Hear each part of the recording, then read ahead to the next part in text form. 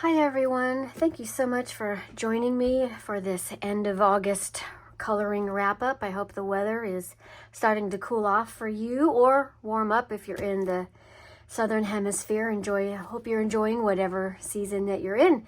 Well, let's get right into it. I colored more pages than I thought I was going to get to this month. I took on a bunch of landscaping projects, so apologies. My hands and arms and legs are a little cut up today, but the first book I have is, as always, the Mini Mania Volume 1 by Gabby Wolf, and I colored this page for the color along organized by Coloring Bumblebee. The hashtag is Complete Mini Mania.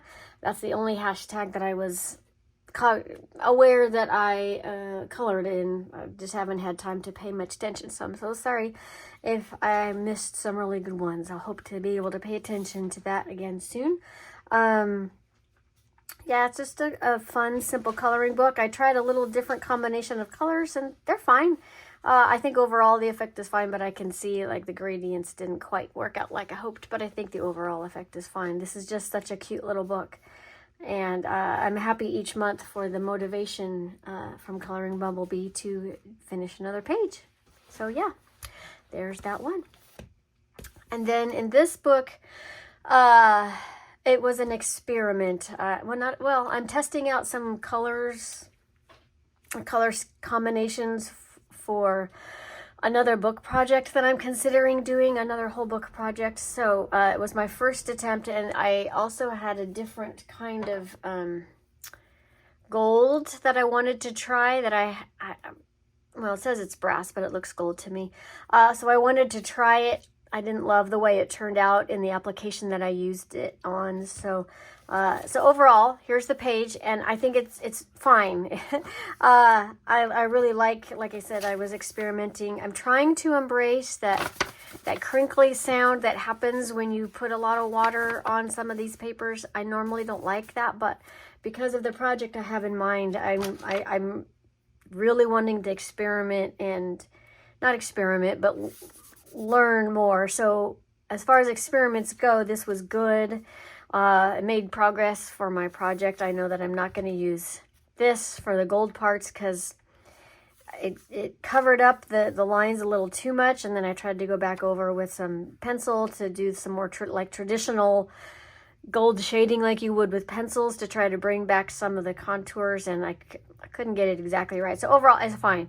The end result gave me some good knowledge, and I picked this page because it's not one that I would normally love to color anyway. So I figured if I messed the whole thing up, I would be okay with that. But I actually do love the way the frog's face, the texture, and the way those greens came together. I really love that part.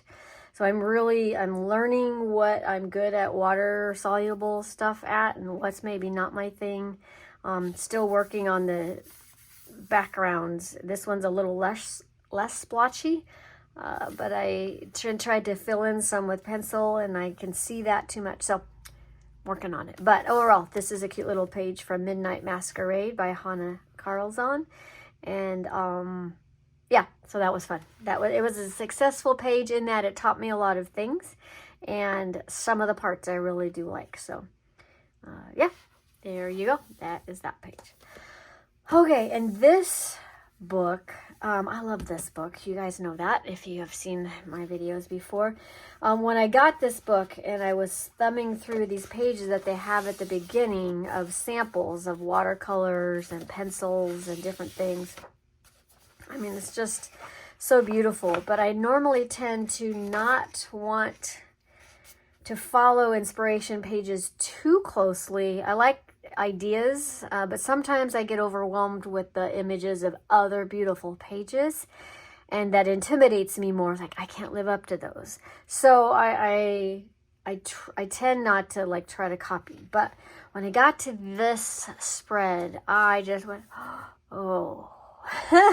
These colors together, they're a little darker on screen, I think, than they are in reality, just a hair. But the way the blues and the teals and the pinks and the purples, and the peachy salmony colors, I just love everything everything about both of these pages. And so there looks like some of it is pencil maybe, but a lot of it is watercolor. So that's what I decided to try to do. So I bought some my first Albrecht Dürer pencils in what the colors I thought that would work well with some of the main flowers. Some of the, like the animals and some of the details I think were finished in pencil, so I always have my pencils I could fall back on, but I wanted to try to do as much as possible with watercolor. So I've been experimenting in other books and trying to practice. So anyway, so this is the experimental, or this was the inspiration pages,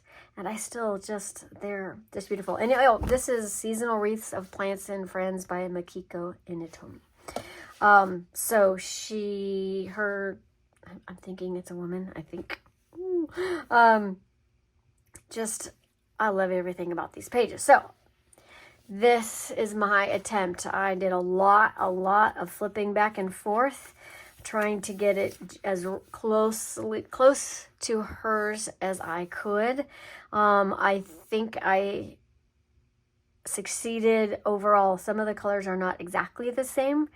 Mine are like, some of it's a little more blue where hers are teal, but some of it I feel like I got like really, really close. And some of it I decided to do a little differently, just anyway, because like the scars on the seagulls on hers are more like green with yellow, and I just did them all this bluey green color. And a few other things like that, but for the most part, I tried to be as faithful to her original as possible. So, I love these pages. I think all the flowers are all watercolor, and some of the accessories, but then I think all of the animals and the shells are all polychromos to match the Albrecht Dürers. I did use a couple of Inktense pencils here and there where the Albrecht Dürers weren't quite the right shade of blue. I don't know which ones now, but most of this is either Albrecht Dürer or polychromos. But you guys, I just love this whole book. It's going to be done one day soon. I've already started my next spread. I entered this for the hashtag that I'm hosting myself with Jazzy Doodle Designs. We're kind of co-hosting that, and so at the end of each season, Wendy does a video recapping everybody's submissions. So if you haven't seen her spring one yet, you can go back and see it. And the end of September, the summer one will be out. So I have at least one more double page spread that I'll have done in September for that. But yeah, I love this book. Love these pages. I am really happy with how they turned out. Yeah. Okay, the next one, I finally replaced my gnome book that I had bought that I wasn't happy with. I finally got an official gnome book, Gnome Sweet Gnome, illustrated by Teresa Goodridge, which most of you know and love from Creative Haven.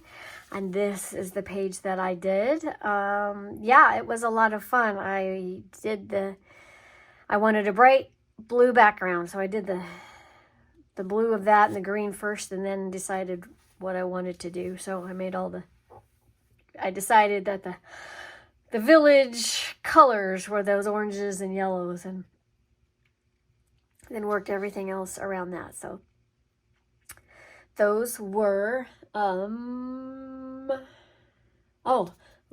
Rembrandts. This is the first time I've done a whole page in just those, and they worked really well in this book. And then just a little bit of Posca for some white on top there. And yeah, super cute book as always. Her books are always adorable, so that was a lot of fun. I just realized I didn't color the border, but that's okay. The important parts are done. So that was a lot of fun experimenting with those. And then this book I finished. If you haven't seen the video, I will link it towards the end. But it's been quite a labor of love. I've enjoyed every page, and so without further ado, I did 5 pages in this book because I was so motivated to get it done. But this is the first spread that I finished. I kept putting it off, waiting for inspiration and wanting to do it like in the fall, or wanting to color it in the fall or winter, and I couldn't decide what kind of page it was because these trees are drawn like they have snow on them, like these. This is definitely snow. So that one, I mean, this was a color along I did with Andrea. One of the Andreas, and I can't remember which one. But the trees were drawn like that, but there was not any snow anywhere else, like in the trees or anything. And so, like I said, I kept waiting for fall and winter season to get inspired to figure it out. And I didn't, but then I needed to finish this book. So I looked around, got some inspiration, and I had found another page where she had drawn in some snow. So that's what I did. I drew it. I decided to make this fall, but like late fall, where there's been the first dusting of snow, and some of it in these shady areas sticks around a little more, and some of it melts. But because the problem with white in this book is, because it was the limited palette, I don't have any white pencils and couldn't use Posca or anything. So I had to shade it, leave it white by not coloring it. So I just made, like there was snow on the tops of the leaves and berries on that bush, but not down here because it was a little more melty. Not that I drew in the snow, but I just didn't color it when I colored the rest. So I am really happy with how it turned out. It's kind of my standard fall foliage colors going on in there, and that was easy to do with the palette that I have. But I think my favorite part is the eyes on the owl. I'm not sure why. I mean, it's because the owl is so dark, and that teal color just pops right out. But yeah, that page was a lot of fun, and I'm glad that I finished it. So the next page is a little different. The next two pages, if you saw my finished book, I explained this a little in more detail. But this was a project book, and so these were all colored. All the things that are in color were colored by other people over the last 3 years in all my travels, and the parts that are in gray were what were left at the end of my, there was no pages left to color. Well, actually there was this page, but I'm going to save that, talking about that, for the end. But no, take that back. I was wrong. This is the last page I colored. So I saved it for the very end, because I color at Starbucks or wherever. Maybe I'll get one more. But so anything that's just plain gray is colored by me, but everything else was all my guest contributors, from 4 years old to definite grandpa's stages over here, some of them. But some of my family members and some of my friends I had color in here, but most of it is just strangers in Starbucks. And so there's a lot of good memories there, and I show all pictures of all the people and talk about them at the in the finished book video. So I hope you will check that out if you haven't seen it already. And then the last page in the book, the second to last page that I colored, is the little pink house and the books that represent the places that were represented in the book. So yeah, I had Ivy and the Inky Butterflies little pink cottage in my head, I think, when I colored that. So that's where that came from. But this to me represents coming back home after your travels and being, at home with your kitty, but thinking about maybe someplace else to go. And then this was the chart where I marked how long the pencils were when I started. So that's all these marks up here. And then I marked how long the pencils were when I was done. So that was just a fun little chart thing for me to make. And I go into lots more detail on all of those in a completed flip through. So I'm going to link that right here, and I hope to see you around. Have a great September, everyone. Bye.